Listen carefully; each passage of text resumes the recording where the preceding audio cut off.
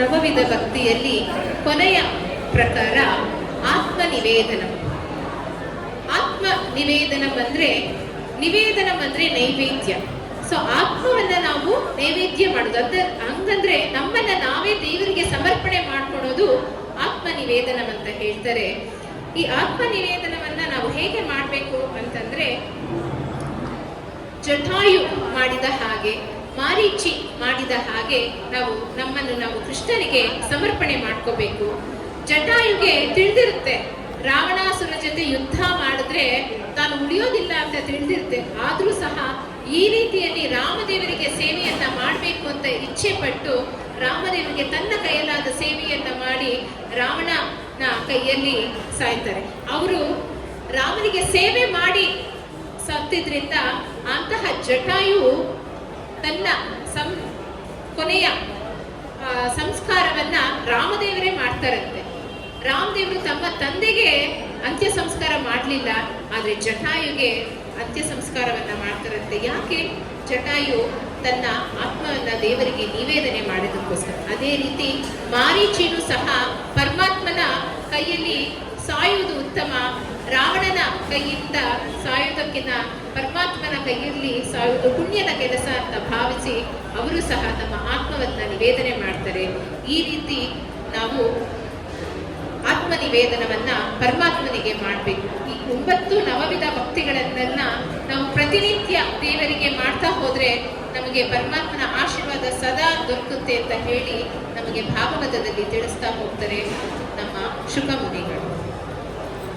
ಶರಣು ಹೊಕ್ಕೇನಯ್ಯ ಎನ್ನ ಮರಣ ಸಮಯದಲ್ಲಿ ನಿನ್ನ ಶರಣ ಸ್ಮರಣೆ ಕರುಣಿಸಯ್ಯ ನಾರಾಯಣ.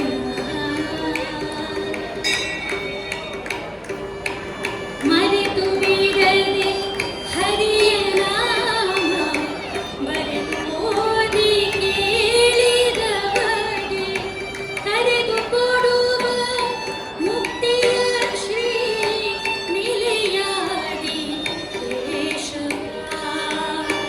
ಈಶನಿನ್ನ ಚರಣ ಭಜನೆ ಆಸೆಯಿಂದ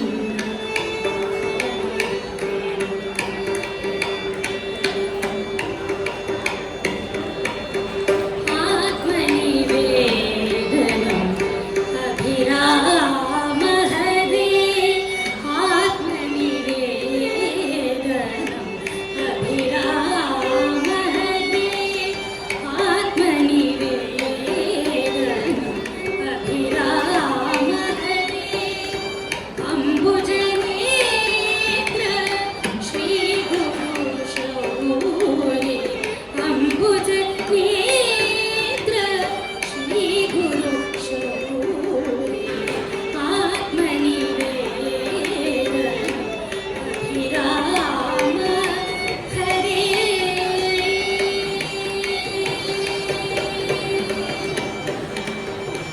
ಗುರು ಭವನೇಶ ವಿಭೋ ಕಂಸಾರಿ.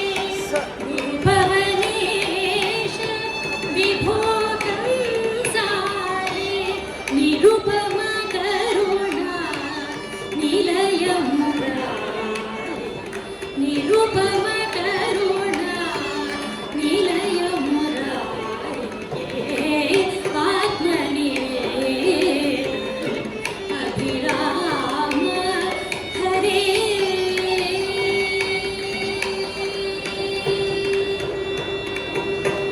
ಮದನ ಸಮಾನ ಮನೋಹರ ಮಾಧವ ಮಣಿಮಯ ಮಕುಟ ಭೂಷಿತ ದೇವ. ಮದನ ಸಮಾನ ಮನೋಹರ ಮಾಧವ ಮಣಿಮಯ ಮಕುಟ ಭೂಷಿತ ದೇವ. ಮಧುವನ ತುಳಸಿ ತುಳಸಿ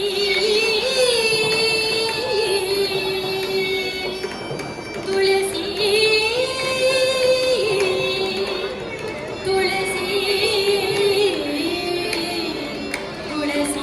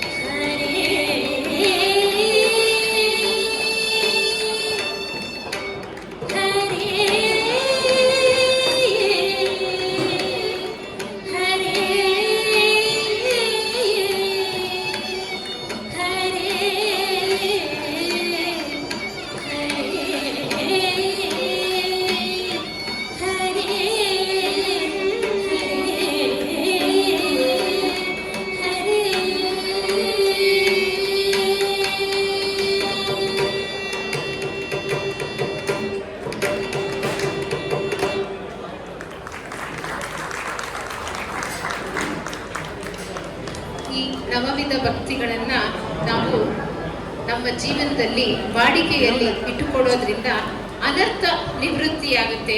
ಹಾಗಂದ್ರೆ ನಮ್ಮಲ್ಲಿರುವ ಎಲ್ಲ ಕೆಟ್ಟ ಗುಣಗಳು ನಾಶವಾಗುತ್ತೆ, ಅರ್ಥ ಪ್ರವೃತ್ತಿ ಆಗುತ್ತೆ, ಒಳ್ಳೆ ಗುಣಗಳು ನಮಗೆ ಬರುತ್ತೆ.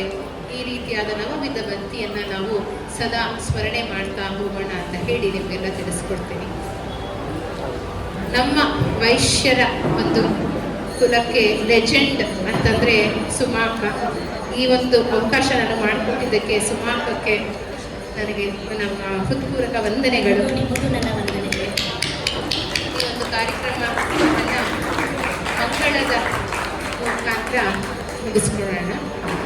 ಇಂದಿನ ದಿನವೇ ಶುಭ ದಿನವೋ, ಇಂದಿನ ವಾರ ಶುಭವಾರ, ಇಂದಿನ ದಿನವೇ ಶುಭ ದಿನವೋ, ಇಂದಿನ ವಾರ ಶುಭವಾರ, ಇಂದಿನ ತಾರೆ ಶುಭ ತಾರೆ, ಇಂದಿನ ತಾರೆ ಶುಭ ತಾರೆ, ಇಂದಿನ ದಿನವೇ ಶುಭ ದಿನವೋ, ಇಂದಿನ ವಾರ ಶುಭವಾರ, ಇಂದಿನ ಯೋಗ ಶುಭ ಯೋಗ, ಇಂದಿನ ಕರಣ ಶುಭ ಕರಣ, ಇಂದಿನ ಯೋಗ ಶುಭ ಯೋಗ, ಇಂದಿನ ಕರಣ ಶುಭ ಕರಣ,